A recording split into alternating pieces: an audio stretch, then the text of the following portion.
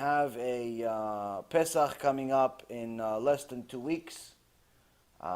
This is with Rosh Chodesh a few days ago, and now we have Pesach coming up. This is a month of miracles, and but at the same token, it's a very, very big responsibility for us to make sure that we have not only a Pesach that's a kasher, but also sameach.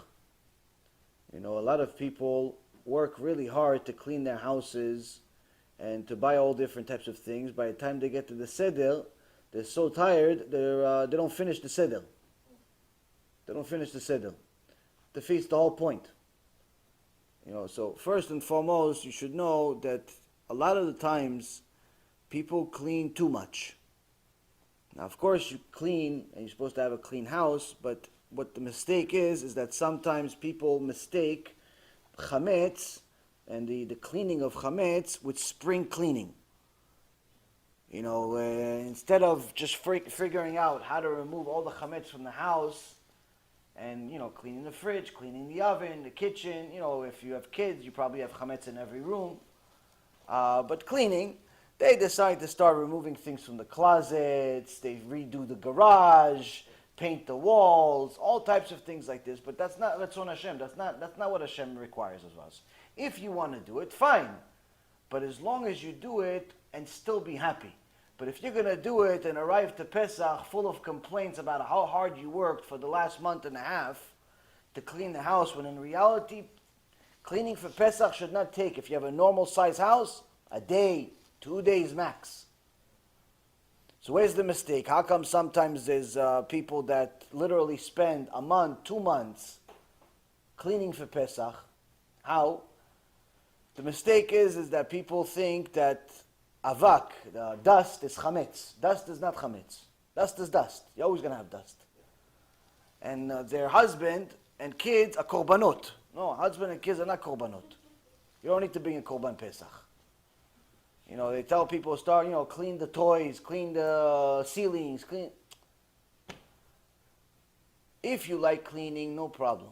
The problem that you see is that a lot of people clean so much and work so hard that by the time they arrive at the Seder, they hate Pesach. Because they worked so hard, they redid the house. They painted the walls, they painted the ceilings, they removed this, they bought a new couch every year, every day, By the time they get to Pesach, they hate it. That's not Ratzon Hashem. So it's supposed to be a Pesach kasher v'sameach. Kasher v'sameach meaning that, yes, you're supposed to have a kosher house. Make sure you know what to clean and how to clean it. But also it has to be sameach, it has to be a happy time. So if you have kids and you have guests, you have to know your responsibility on Pesach is your kids, not your guests. Your kids is the responsibility, not your guests. Why? Because the number one most important mitzvah of Pesach is to tell the story of the Exodus from Egypt, Yetziat Mitzrayim. That's the number one responsibility. More important than anything else. Why? If you don't know why we left from Egypt, what are you celebrating for? Why are you eating this little thin cracker? Why are you eating this cracker? Why are you eating, for what? What, for custom? So, you have to know different things about all of the makot. The 10 plagues. Don't come to Pesach reading from a book for the first time. Prepare now. Prepare over this week. We have, Baruch Hashem, a couple of lectures about the 10 plagues. And we made, Baruch Hashem, Team Hashem at Tzadikim, made it easy for you, where we made a short 3 to 5 minute clip about each one of the plagues. Different insights about each one of the plagues. At the very least, learn those 10 videos. So at least when you come to the Pesach, you have yourself something to say to your kids other than what you see in the book. Why? Because if you have to understand the psychology of a human being. I studied a little bit of psychology in school. And you have to understand the psychology of people, especially children, is something unique. Why? Because a lot of times, what's really going on is very different than what's actually going on. You think, oh yeah, if I read from the book to the kid, then the kid's going to learn and say yes, no, and that's it. What you're not understanding is if you're reading the book for the first time and you're like gamgim, you're like stuttering, and you're like, you're not really sure what's happening. You're like, oh wow, you're surprised also, and you're not telling them a story. You're learning the story with them. Guess what? They're not going to accept it from you. They're not going to accept you as a vessel that knows what Moshe Rabbeinu really did. Why? Because you're a kid just like them. You're learning for the first time just like them. But if you come prepared to the Seder and you have something to say, you read what it says, you know what it says, but you say something else also.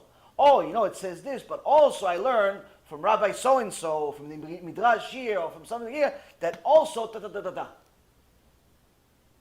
You know, it says, oh, you know, the frogs, it says that the frogs were everywhere, but also it says that the frogs were inside the Egyptians. Alive, though. Not dead. Alive, inside the Egyptians. That's part of the reason why they couldn't sleep either. Because all night, all night from inside their body. Now, I tell you the truth, it's very hard for me to believe this. I heard this midrash years ago.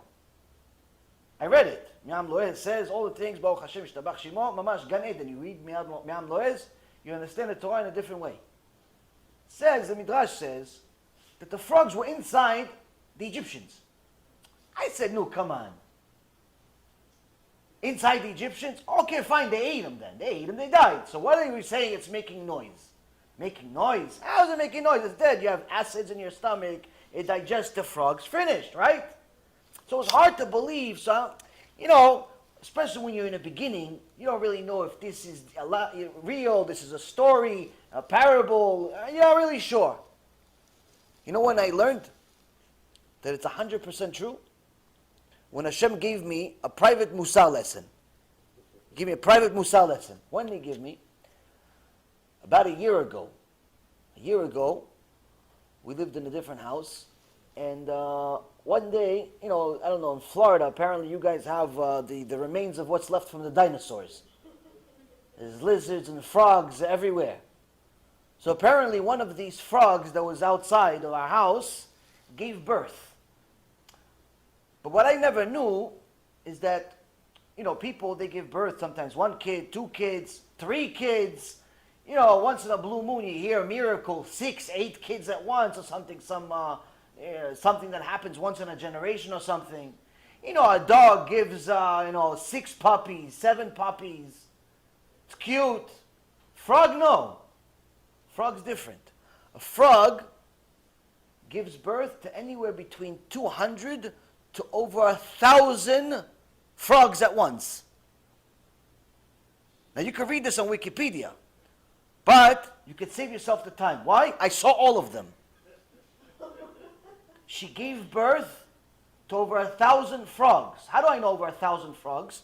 Because they were all over the walls, all over the windows, and then, that's not a MUSSAR lesson, that's National Geographics.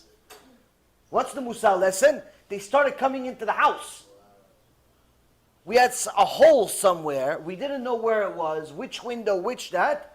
For 3 nights or 4 nights, I don't remember. It was like a traumatizing experience. For 3 to 4 nights, you know, you try to forget these things. But Baruch Hashem doesn't allow me to forget this. So I can tell you the story. For 3 to 4 nights, Rabotai, we had anywhere between 30 to 70 frogs inside our house. Into the house.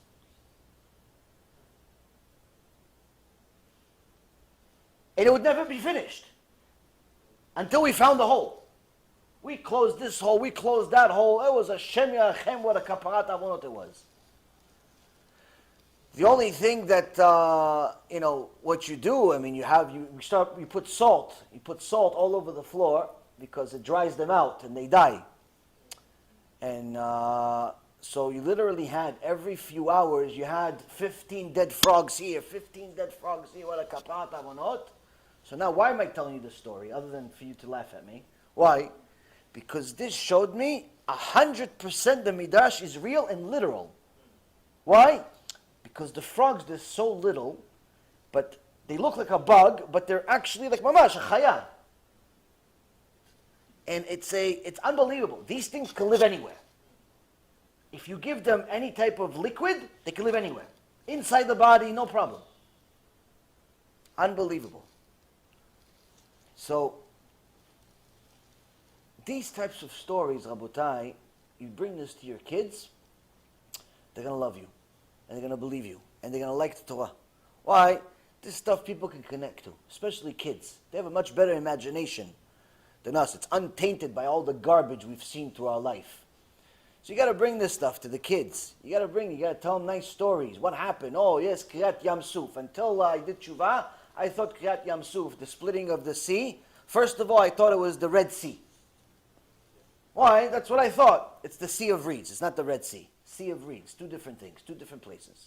That's number one. Number two, I thought it was like a nice even split going from one end to the other. Wrong. The Rambam explains it. It was 12 different tunnels. One tunnel in the water for each one of the tribes. For each one of the tribes. Why? Because everybody had their own ways, their own thing, their own this. But at the same token, Hashem wanted unity at the same time. So what did he do? He made the walls, which is water, he made it clear so they could see each other. Each tribe could see each other, but at the same token, not be forced to be on top of each other. Each one had their own people, their own families, their own everything. So you see how many miracles were in the Kriyat Yam Suf. You see how many miracles were in each plague. Why did Hashem give them the plagues? Why did he choose blood? Why didn't he choose orange juice? Instead of turning the water to blood, turn it to apple juice. Turn it to wine. Why did he choose blood? Why did he give them lice? How big was the lice? Why couldn't they just kill the lice? What's the big deal of these lice? What? Isn't it only on your hair? When you learn the Midrashim, you start seeing each lice was the size of a chicken egg. Each lice was the size of a chicken egg. Not only that, it filled up the floor, kinim. The little things that go in your hair, sometimes in kids' hair. There was so much lice that there was 6 feet. 3 feet. 3 feet of lice on the floor. Meaning, there was no way to avoid them. You're walking in them. It was like a... You learn these things. The Torah becomes something different. You can start visualizing what Am Yisrael went through. You start appreciating the Torah. You start appreciating the luxurious life that you have. But at the same token, you also learn about schar and onesh yourself. Of course, you have to customize this to your child's age. If your kid is 2, 3, 4, 5 years old, tell them all these stories. But if your kid is 12, 13, 14 years old, you could add some other stories, which is that only 20% of Am Yisrael left Egypt. Why? Because the rest of them didn't want to do tshuva, so Hashem killed them. The 3, 4, 5 years old, you can tell them, yeah, not everybody left because they didn't want to listen to Hashem. But the 13 years old, that you have to teach them schar ve'onesh, you have to teach them reward and punishment, you have to tell them, no, it's not that they didn't make it, he killed them. So you have to know how to customize it to your kid. Don't teach your kid about Gehinnom at 3 years old. It's not going to help him. At the same token, don't not teach him about it at 13 years old. Either way, it's supposed to be a focus on the nice things, focus on the miracles, focus on the beauty of the miracles, and so on. But if you're not going to prepare until the last day, guess what? It's not going to work. Because when your kid hears the stories from you and it's going to look to him like it's the first time you're ever hearing it yourself, he's not going to believe you, he's not going to take it from you. And it could get to a point where really you'll feel like you lost the kid before you got him. He's like half asleep. So the most important part of the Seder is to have a nice long story of what happened in Mitzrayim. It could be in sections, one before you eat, then obviously let everybody eat and talk, after you guys eat, and then after all the songs continue. Rav Ovadia alav hashalom, when he would have his grandchildren over, he would teach them all the way, these are grandchildren, not 3, 4 years old. Don't torture your kids if they're 3, 4 years old. Let them go to sleep. Short story, half hour maximum, let them go to sleep. They're little kids, they're 3, 4 years old. It's not a mitzvah to torture little kids. But again, if they're 10, 11, 12 years old, teach them a little more. They can handle more. when he would have his grandkids over, some of his older grandkids that were already at that 10, 11, 12, 13 years old kids, he would teach them up till 12 o'clock at night. Then at 12 o'clock at night, everybody would go to sleep, and he would study Torah the rest of the night. About Yetziat Mitzrayim. Now you would think, wait a minute. Oh, what is Yetziat Mitzrayim? You learn it 5,000 times. There's always more to learn. There's always more to learn about Torah. So, with that, Rabotai, it's important to know that when you arrive to PeSach, you have to be ready with these stories. You have to be ready with what to do. In regards to the cleaning of PeSach and things like that, I have a short shiur that I have online that goes over all of the simple halachot of PeSach. In regards to just a short, brief addition, I don't know if I said this in the previous shiur or not, in last year, PeSach is a time for Jews. It's not a time for Goyim. So if you have friends that are Goyim, that are not Jewish, don't invite them for PeSach. It's not a mitzvah. It's not a mitzvah, and actually because the PeSach is specifically a obligation for you to have the Seder, because you're the one that's keeping PeSach, there are some opinions that you're not allowed to bring Goyim to your house. Not allowed to bring Goyim to your house, unless they show up by themselves. If they show up by themselves, they invite themselves to your house, then you're allowed to host them, you're allowed to feed them. If it's a dignitary of something, if it's like a mayor or somebody that has a position of power, there's also leniency there. But most of all, the biggest leniency and even a mitzvah is if they're in the process of conversion. If they're in the process of conversion, you should invite them. Why? Because in essence, if they're in the process of conversion, this is practice for them. They have to learn how to do this. Now, if somebody's in a process of conversion and they're not being hosted by a Jewish family, they have to do this themselves. They do it themselves. The Seder, 99%. They celebrate PeSach, 99%. They clean like everybody else. They have to celebrate the holiday. But if they're legitimately in the process, not like in the process like in their imagination. Like legitimately in the process of converting, they have to clean for PeSach, they have to prepare for PeSach, and they have to make sure that they are ready to be a Jew. Don't celebrate Pesach for the first time after your conversion. Why? Because most likely you're going to get a Isur Karet. Because if you violate Pesach, if you eat Chametz or something like that, it's a big deal. It's like Chilul Shabbat. It's Karet. It's one of the 36 sins. So know what you're doing. B'ezrat Hashem, tomorrow, Bli Neder, we'll publicize. I was trying to do it yesterday and today and just never got a chance to.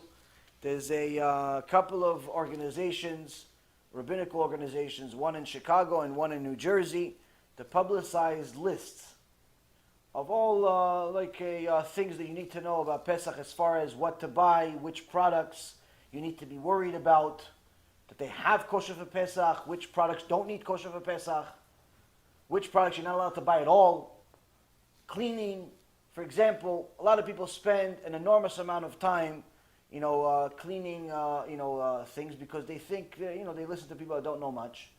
And so, for example, there's one particular video that I saw. The guy was telling people that they should clean the rubber bands inside their dishwasher. This is nonsense. Chametz is something that would be something that a dog would eat if he would find it. Okay, so if you have, let's say, pita, even if it's old, a dog finds it, he'll eat it. Why? Because he'll eat it. But if the pita is full of mold, it's no longer considered pita. It's considered garbage. Even a dog wouldn't eat it. Needless to say, if there's, let's say, a piece of pita or some type of bread inside your dishwasher, after you run it one time, there's so much soap on this and chemicals on this bread that's no longer considered bread. It's considered garbage. You don't have to worry about it. Obviously, people are not, leaving their dishwashers with entire challahs inside. But the point being here is that people that tell you start cleaning the rubber bands inside the dishwasher, they're just driving you crazy. As far as a lot of things are much easier than people would imagine. It's not. Don't wait till Thursday to do it either, though.